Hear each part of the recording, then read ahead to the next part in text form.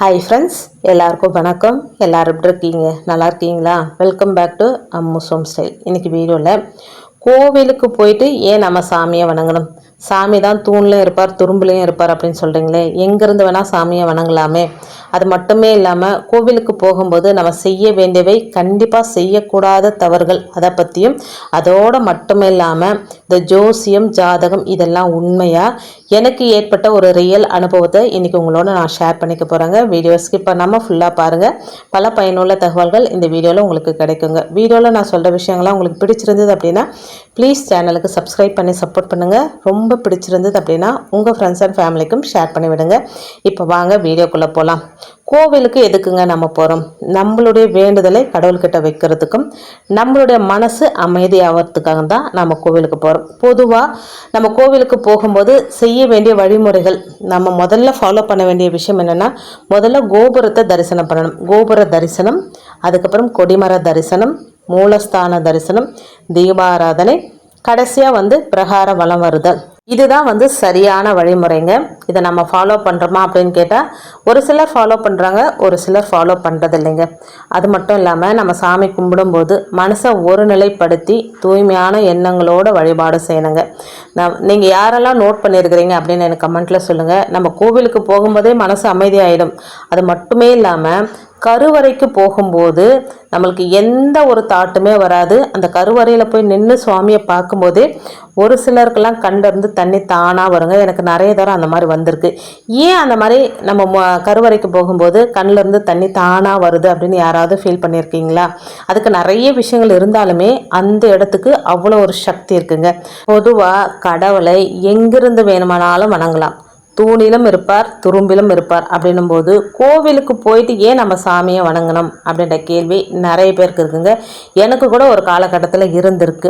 இதை பற்றின ஒரு ஆர்டிக்கிளே வந்திருக்குங்க. யாரெல்லாம் படிச்சிருக்கீங்க அப்படின்னு கமெண்ட் சொல்லுங்கள். அதில் அவர் சொன்ன விஷயம் என்னென்னா, மாட்டில் எங்கே தொட்டாலும் பால் வந்துருமா? அது மடியில் தொட்டால் தானே பால் வரும். அதே போல தான் நீக்கமர நிறைந்திருக்கும் கடவுளை அதுக்குரிய இடத்துல வழிபட்டோம் அப்படின்னா அதுக்கு தனி சிறப்பு. அது மட்டுமே இல்லாமல் நம்ம கேட்குறது கிடைக்கும் அப்படின்னு சொல்லப்படுதுங்க. அதனால தான் கோவில்களில் கடவுளை வழிபடுறது சிறப்பாக சொல்லப்படுதுங்க. அது மட்டுமே இல்லாமல் நம்மளுடைய மரபில் கட்டுமானம் அப்படின்றது சாதாரணமான விஷயம் இல்லைங்க. உதாரணத்துக்கு ஒரு வீடு கட்டணும் அப்படின்னாலே நம்ம நிறைய விஷயங்கள் பார்க்குறோம். வாசல் இந்த பக்கம் வைக்கணும், செப்டிக் டேங்க் இந்த பக்கம் வைக்கணும், பூஜை அறை இந்த பக்கம் வைக்கணும், பெட்ரூம் இந்த பக்கம் வைக்கணும் அப்படின்னு சொல்லி அதெல்லாம் பார்த்து தான் நம்ம செய்கிறோம். அதுவே கோவிலுக்கு எந்த அளவுக்கு பார்த்துருப்பாங்க அப்படின்னு நீங்களே யோசனை பண்ணி பாருங்கள். சாதாரணமாக நினச்ச நேரத்தில் நினச்ச இடத்துல கோவிலெல்லாம் அமைக்க முடியாதுங்க. நம்மளுடைய முன்னோர்கள்லாம் அதி புத்திசாலிகள். நல்லா ஆராய்ஞ்சி, அதாவது பூமியோட காந்த அலைகள் அதிகமாக பரவக்கூடிய இடத்துல தான் கோவில் அமைப்பாங்க. அது ஒரு கோவிலை கட்டினோன்னா 1 வருஷம் ஆகும், 2 வருஷம் ஆகும். நான் நிறைய படிச்சிருக்கேங்க. 4-5 வருஷம் கூட கோவில் கட்டுறதுக்கு இடமெல்லாம் தேடி இருந்திருக்காங்களாம். அந்த இடம் சரியாக அமையாததுனால தேடி கண்டுபிடிச்சி அதுக்கப்புறம் தான் அந்த இடத்துல கோவில் கட்டுவாங்களாங்க. காந்த அலைகள் அதிகமாக குவிகிற இடத்துல கோவிலை கட்டுவாங்க. அதுவும் குறிப்பாக கருவறை அமைக்கிறது ரொம்ப ரொம்ப விசேஷங்க. ஏற்கனவே சொன்னேன் பார்த்தீங்களா, கருவறையில் போய் நின்னாலே நமக்கு கண்ணிருந்து தண்ணி தானாக வந்துடும் அப்படின்னு சொல்லி. அது பக்தியோட காரணம் மட்டும் இல்லைங்க, நல்ல அதிர்வலைகள் அங்கே இருக்கிறதுனால தாங்க. காந்தாலைகள் குவியக்கூடிய இடத்துல கருவறை அமைப்பாங்க. அந்த இடத்துல தினமுமே அபிஷேகம், ஆராதனை, மந்திரங்கள் சொல்ல சொல்ல சொல்ல அந்த இடம் ஃபுல்லாகவே நல்ல ஒரு பாசிட்டிவ் வைபோடு இருக்குங்க. அந்த இடத்துல போய் நம்ம நிற்கும் போதே நமக்கு நல்ல ஒரு பாசிட்டிவ் வைப் நம்ம கண்ணிலேருந்து தண்ணி தானாக வந்துடுங்க. எப்பவுமே கோவிலுக்கு போகும்போது கருவறையில் சுவாமியை தரிசனம் பண்ணும்போது நேராக நிற்கக்கூடாது அப்படின்னு சொல்லுவாங்க. சைடில் தான் அதுக்கு ஒரு கம்பி மாதிரியே வச்சுருப்பாங்க. இந்த பக்கம் அந்த பக்கம் நிற்கலாம் அப்படின்னு சொல்லுவாங்க. எப்பவுமே சாமியோட கண்கள் மூடியே தான் இருக்கும். ஏன் திறந்து இருக்கிறதில்ல அப்படின்னு நான் நிறைய தரம் யோசனை பண்ணியிருக்கேங்க. சாமியோட கண்களை திறந்து பார்த்தா அதோட சக்தியை நம்மளால் தாங்க முடியாது அப்படின்றதுனால தான் கண்களை மூடி வச்சுருக்குறாங்க. மூடி வச்சுருந்தாலுமே எதிரில் நின்னால் அதுக்கு சக்தி அதிகமாக இருக்கும். அப்படின்றதுனால தான் சைடில் நின்று சுவாமியை தரிசனம் பண்ணணும் அப்படின்னு சொல்லியிருக்கிறாங்க. காந்த அலைகள் நிறைஞ்ச இடத்துல கோவிலை கட்டுறது நல்ல அதிர்வுகள் அந்த ஆற்றலை ஈர்க்க உதவியாக அமையும் அப்படின்றதும் ஒரு காரணங்க. ஒரு மனுஷனோட ஆன்மீக பயணத்திற்கு தேவையான இந்த நல்ல ஆற்றலை நாம் உள்வாங்கணும் அப்படின்றதுக்காக தான் கோவிலில் நாம் அதிக நேரம் செலவிடும்படியான வழிபாட்டு முறைகளை உருவாக்கி வச்சிருக்காங்க. கடவுளுடைய ஆசீர்வாதம் கிடைக்கிறது அப்படின்றது நமக்கு ஏதோ ஒரு பொருள் கிடைக்க போகுது, நம்ம நினைச்சது நடக்க போகுது அப்படின்றது இல்லைங்க. அதோட அர்த்தம் ஆசி அப்படின்றதே நல்ல ஆற்றலை நம்ம பெறது தாங்க. நல்ல ஆற்றல் நமக்கு வந்துச்சு அப்படின்னாலே நமக்கு எல்லாமே நல்லதாகவே நடக்க ஆரம்பிச்சிடுங்க. கோவிலில் ரொம்ப நேரம் இருந்து அந்த ஆற்றலை நம்ம பெறணும் அப்படின்றதுக்காக தான் இந்த வழிபாட்டு சடங்குகளும் உருவாக்கப்பட்டிருக்குங்க.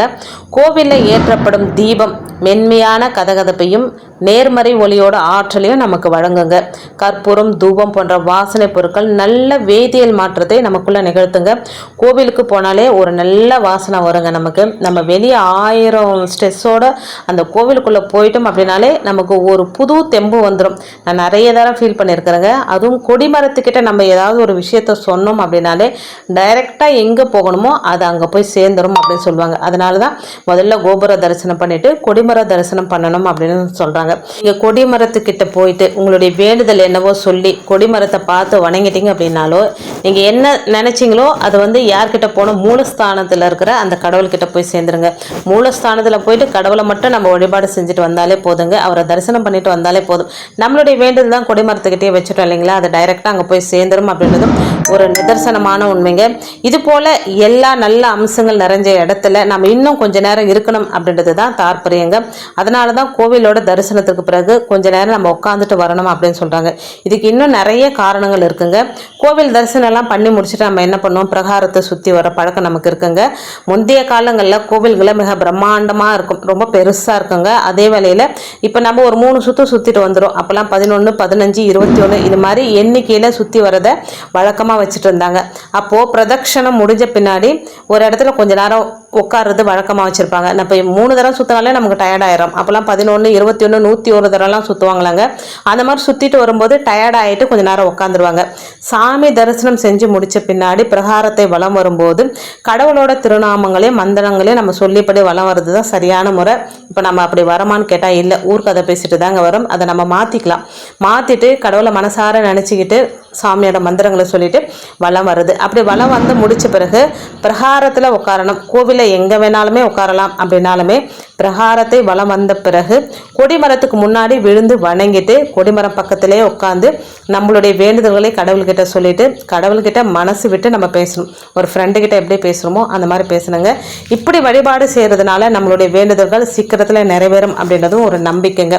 பொதுவாகவே மனசு ரொம்ப ஸ்ட்ரெஸ்ஸாக இருக்குது அப்படின்னா வீட்டில் கூட பூஜை அறையில் ஒரு தீபம் ஏற்றி வச்சுட்டு அந்த தீபத்தை பார்த்துட்டு உங்களுக்கு தெரிஞ்ச மந்திரங்களை நீங்கள் சொல்லும்போது மனசு லேசாக இருக்கிறத நீங்கள் உணர்வீங்க. இதுக்கு ஒரு கதையே இருக்குங்க. இது நிஜமாகவே நடந்த கதை. ஒரு அம்மா பிள்ளைய பார்க்கறதுக்கு வெளிநாட்டுக்கு போகிறாங்க. ஏற்கனவே வீடியோவில் நான் சொல்லியிருப்பேங்க, சிம்பிளாக சொல்லிடுறேன். ஒரு அம்மா வெளிநாட்டில் இருக்கிற தன்னோட பிள்ளையை பார்க்க போகிறாங்க. பிள்ளையும் மருமகளும் 2 பேருமே வேலை செய்கிறவங்க. இவங்க போய் கொஞ்ச நேரம் பார்க்குறாங்க, 1 வாரம் பார்க்குறாங்க. பிள்ளை வரும்போது மருமக வரமாட்டேன்றாங்க, மருமக வந்தால் பையன் வரமாட்டேன்றாங்க. 2 பேரும் தனித்தனியாக வராங்க. ரொம்ப சோர்வாக அவங்க வரத்துக்குள்ளே இவங்க தூங்கிடுறாங்க, இவங்க வரத்துக்குள்ளே அவங்க தூங்கிடுறாங்க. இதை 1 வாரம் நோட் பண்ண அம்மா, எதுக்குப்பா இந்த மாதிரி வரீங்க, 2 பேரும் ஒன்றாவே வரமாட்டேன்றீங்க அப்படின்னா அதுக்கு பையன் சொல்லியிருக்கிறான், எங்களுக்கு ஓவர் ஸ்ட்ரெஸ்ஸுமா, அதுக்காக டாக்டர் கிட்ட நாங்கள் அப்பாயின்மெண்ட் வாங்கிட்டு கவுன்சிலிங் போகிறோம். அவர் ரொம்ப ஃபேமஸான டாக்டர், கவுன்சிலிங் பெரிய விஷயம். அதுக்காக நிறைய காசு செலவு பண்ணி நாங்கள் கவுன்சிலிங் வாங்கிட்டு இருக்கிறோம். அதனால தான் எங்களால் நேரத்துக்கு வர முடியலம்மா, இதெல்லாம் உனக்கு சொன்னால் புரியாது அப்படின்னு அம்மா கிட்ட பையன் சொல்லியிருக்கிறாங்க. அதுக்கப்புறம் 2 நாள் யோசனை பண்ணிட்டு அம்மா என்ன சொல்லியிருக்கிறாங்க, நீங்கள் டாக்டர் கிட்ட கவுன்சிலிங்லாம் போகாதீங்க, நேராக வீட்டுக்கு வாங்க, ஒரு வாரம் வாங்க, அதுக்கப்புறம் உங்களுக்கு எப்படி இருக்கு பாருங்க அப்படின்னு சொல்லியிருக்கிறாங்க. சரி, அம்மாவோட பேச்சை கேட்டு டாக்டர் கிட்ட கவுன்சிலிங் போகாமல் 2 பேரும் ஒன்றா வராங்க. வீட்டுக்கு வரும்போதே வீட்டில் நல்ல வாசனையான ஊதுவத்தி ஏற்றி வச்சிருக்கிறாங்க, தீபம் ஏற்றி வச்சிருக்கிறாங்க. அழகாக பூஜையில் நல்ல வாசனையான பூக்கள் எல்லாம் போட்டு வச்சிருக்காங்க. அவங்க அங்கே என்ட்ரன்ஸில் வரும்போதே நல்ல வாசனை அவங்களுக்கு உள்ளே வருதுங்க. வரும்போதே மனசு கொஞ்சம் லேஸ் ஆகுது. அதுக்கப்புறம் அம்மா சொல்கிறாங்க, ஃபேஸ் வாஷ் பண்ணிட்டு வாங்க அப்படின்னு சொல்லிட்டு ஃபேஸ் வாஷ் பண்ணிட்டு பூஜை அறையில் உட்காடுறாங்க. அவங்களுக்கு மந்திரமெல்லாம் எதுவும் தெரியாது. அம்மா என்ன சொல்கிறாங்க, தீப ஒளியை பார்த்துட்டு ஓம் அப்படின்ற மந்திரத்தை ஒரு 5 நிமிஷம் சொல்லுங்கப்பா அப்படின்னு சொல்லிட்டு அந்த மாதிரி அவங்களும் சொல்கிறாங்க. முதல்ல பெருசாக எதுவும் அவங்களுக்கு தெரியல. அதுக்கப்புறம் சொல்ல சொல்ல 1 வாரம் ஆக ஆக மனசு லேசாகிறது அவங்களால நல்லாவே ஃபீல் பண்ண முடியுது. அதாவது அதிகமாக காசு செலவு பண்ணி டாக்டர் கிட்ட கவுன்சிலிங் போனால் எந்த அளவுக்கு அவங்களுக்கு ரிலாக்ஸ் கிடைக்குதோ அதை விட அதிகமான ரிலாக்ஸ் பூஜை அறையில் தீபம் ஏற்றி வழிபாடு செய்யும்போது கிடைச்சிது அப்படின்னு சொல்லி இது உண்மையாகவே நடந்த விஷயங்க. இதே மாதிரி உங்களுக்கு ஓவர் ஸ்ட்ரெஸ்ஸாக இருக்குது அப்படின்னா கோவிலுக்கு போங்க. கோவிலுக்கு போக முடியலையா, வீட்டில் கூட ஒரு தீபம் ஏற்றி வச்சுட்டு உட்காந்து உட்காந்து பாருங்கள், கண்டிப்பாக மனசு லேசாகிறத உங்களால் ஃபீல் பண்ண முடியும். அப்படி உங்களுக்கு ஏதாவது ஃபீல் ஆச்சு அப்படின்னா கண்டிப்பாக என்னோட கமெண்ட்டில் ஷேர் பண்ணிக்கோங்க. நிறைய பேருக்கு அது உதவியாக இருக்குங்க. ஸோ இந்த வகையில் அதுக்கப்புறம் சொல்ல மறந்துட்ட பாருங்க, கோவிலுக்கு போயிட்டு நீங்கள் மூலஸ்தானத்தில் கருவறையில் சுவாமியை தரிசனம் பண்ணிட்டு உங்களுடைய வேண்டுதல் வச்சுட்டு வந்துட்டீங்க அப்படின்னா திரும்ப திரும்ப பார்த்துட்டு வரவே கூடாதுங்க. அதாவது ஒரு தடவை வேண்டுதல் வச்சுட்டு நம்ம வந்துட்டு நம்பிக்கையோட சாமிக்கிட்ட நம்ம ஒப்படைச்சிட்டோம், சாமி பார்த்து பாரு அப்படின்னு நினச்சிட்டு வந்துடுங்க. நிறைய பேர் என்ன பண்ணுவாங்க, சொல்லிட்டு பின்னாடி அந்த என்ட்ரன்ஸ் போகிற வரையுமே பின்னாடி திரும்பி பார்த்து சாமிக்கிட்ட சொல்லிட்டு வர்றது. இது எதை குறிக்கும் அப்படின்னா நம்பிக்கை இல்லாத தன்மையை குறிக்கும் அப்படின்னு சொல்கிறாங்க. அதே போல் போகும்போது கருவறையில் இருக்கிற அந்த வாசலை தொட்டு கும்பிட்டுட்டு போகிறதும் நல்ல பலனை கொடுக்குங்க. திருநீர் வாங்கும்போது அழகாக 2 கைனால புடவை, பெண்களாக இருந்தால் புடவையோட முந்தானையை பிடிச்சி வாங்கிக்கலாங்க. வாங்கி அந்த விபூதியோ குங்குமத்தையோ கோவிலே கொட்டிட்டு வரக்கூடாதுங்க. சுவாமியை நமக்கு கொடுத்த அது பிரசாதம், அதை நம்ம வீட்டுக்கு கொண்டு வரணும். நிறைய பேர் அந்த தப்பை செய்கிறாங்க, அங்கேயே தூணுக்கு பின்னாடி அதை கொட்டிட்டு வந்துடுறாங்க. அது நம்ம கடவுள் நமக்கு கொடுத்த அந்த பிரசாதத்தை அங்கேயே விட்டுட்டு வந்துடுற மாதிரிங்க. அந்த தப்பையும் பண்ணாதீங்க. ஸோ இந்த வழிமுறைகளை கண்டிப்பாக நம்ம ஃபாலோ பண்ணணுங்க. அது மட்டுமே இல்லாமல் கோவிலுக்கு போகும்போதே உங்களுக்கு யாராவது கேட்குறாங்க, காசு கேட்குறாங்க கோவிலுக்கு வெளியே உட்காந்துட்டு இருக்கிறவங்களுக்கு அப்படின்னா நீங்கள் போகும்போதே கொடுத்துட்டு போயிடுங்க. வரும்போது கொடுக்கணுன்ற அவசியம் கிடையாதுங்க. வரும்போது நேராக கொஞ்ச நேரம் கோவிலில் உட்காந்துட்டு நம்ம வீட்டுக்கு வந்துடலாங்க. சிவன் கோயிலுக்கு போகணும் அப்படின்னா கொஞ்சம் நேரம் உட்காந்துட்டு வரணும். பெருமாள் கோயிலுக்கு போகணும் அப்படின்னா கோவிலுக்கு போயிட்டு வலை வந்துட்டு கொடிமரத்தை வழங்கிட்டு கொஞ்ச நேரம் உட்காந்துட்டு நம்ம வீட்டுக்கு நேராக வந்துடணுங்க. வேற எங்கேயும் போகக்கூடாது. வரும்போது கல்லுப்பு மஞ்சத்தூள் பாயிட்டு வீட்டுக்கு வாங்கிட்டு வருது லக்ஷ்மி தேவி வீட்டுக்கு அடிச்சிட்டு வந்து நம்ம பூஜை அறையில் உட்கார வைக்கிறதுக்கு சமங்க. ஸோ இந்த வழிமுறைகள்லாம் நீங்கள் ஃபாலோ பண்ணுங்கள். அதே போல் நான் ஏற்கனவே சொன்ன மாதிரி இந்த ஜோசியம் ஜாதகம் இதெல்லாம் உண்மையா அப்படின்னா எனக்கு நடந்த விஷயம். நான் பெரும்பாலும் ஜோசியம் ஜாதகம் இதெல்லாம் பார்க்கறது கிடையாதுங்க. இதுவரைக்கும் என் பசங்களுக்கு கூட நாங்கள் ஜாதகம் எழுதுனதே கிடையாது. அதுக்கப்புறம் ஒரு குறிப்பிட்ட காலத்துக்கு அப்புறம் இப்போ ஒரு 2 வருஷத்துக்கு முன்னாடி தான் ஓரலாக ஒரு ஜாதகம் எழுதி வச்சுருக்குறேங்க. இதை வச்சு ஏற்கனவே ஒருத்தர்கிட்ட பார்க்கும்போதும் அவரும் தப்பாக தான் சொன்னாருங்க. இதில் என்ன விஷயம் அப்படின்னா, ஒருத்தங்க இந்த பூமியில் இல்லை அப்படின்னா அந்த ஜாதகத்தை கொடுக்கும்போது அதை அவங்க தொடவே மாட்டாங்களாம். அவங்க இது இல்லை அப்படின்னு சொல்லிட்டு அந்த தள்ளி வச்சுருவாங்களாம். இதுக்காக எல்லா ஜோசியரும் எல்லா ஜாதகம் பார்க்குறவங்களும் தப்பு அப்படின்னு சொல்ல வரலங்க. நான் பார்த்தது முதல்ல ஒருத்தரை பார்த்தேன், அவரும் எனக்கு தப்பாக தான் சொன்னார். இப்போ பார்த்ததும் அவரும் எனக்கு தப்பாக தான் சொன்னார். இதில் என்னென்னா, நம்ம என்ன பேசுகிறோமோ அந்த பேச்சை வாங்கிட்டு நம்ம சந்தோஷமாக பேசுகிறோமா இல்லை கவலையாக பேசுகிறோமா இல்லை என்ன விஷயன்றதை நம்மக்கிட்ட வாங்கிட்டு அதுக்கேற்ற மாதிரி 2 வார்த்தைகளை போட்டு அவங்க பேசுகிறாங்கங்க. என்னை பொறுத்த வரைக்குமே இந்த ஜோதிடம் ஜாதகம் இதெல்லாமே எனக்கு நம்பிக்கை கிடையாதுங்க. நம்பிக்கை இல்லாமல் டெஸ்ட் பண்ணுறதுக்காக தான் 2 டெஸ்ட்டு பண்ணேன். 2 டெஸ்ட்டுமே தோல்வியாகிடுச்சுங்க. ஸோ நீங்கள் இதில் ரொம்ப நம்பிக்கை எதுக்காக எல்லாருமே நான் சொல்ல விரும்பல. ஒரு சிலர் நல்ல ஜோதிடம் பார்க்குறவங்களும் இருக்க தான் செய்வாங்க. என் கண்ணில் தெரியலையா என்னன்னு எனக்கு தெரியலங்க. அது மட்டுமே இல்லை, உங்களுக்கு பில்லி சூனியம் வச்சுருக்கிறாங்க, அதை எடுக்கணும், இவ்வளோ செலவாகும் அவ்வளோ செலவாகும் அப்படின்னா தயவு செஞ்சு அதுக்கு மட்டும் நீங்கள் ஒத்துக்காதீங்க. இந்த காலத்தில் பில்லி சூனியம் இருக்குதா அப்படின்றதே ஒரு டவுட்டு தான். கடவுளை நம்புங்க.